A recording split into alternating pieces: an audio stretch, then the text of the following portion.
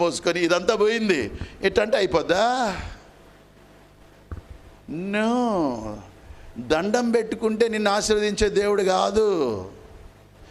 వాక్యములో ఉన్న దేవుడు సమస్త జనముల మీద, 5 ఖండముల యందు నివసించే జనముల మీద, whether you accept it or not.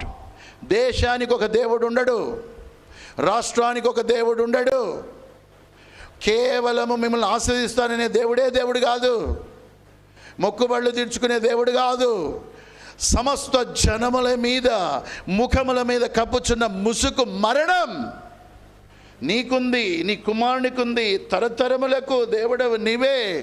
ఆ మరణాన్ని క్రయము చెల్లించి తీసివేయడానికి వస్తే పేతురు అంటాడు, ఆయన పట్టుకొని ఏదో పెద్ద జ్ఞానం ఇస్తూ ఉన్న వాళ్ళగా, ప్రభువా అది నీకు కలగకుండునుగాక.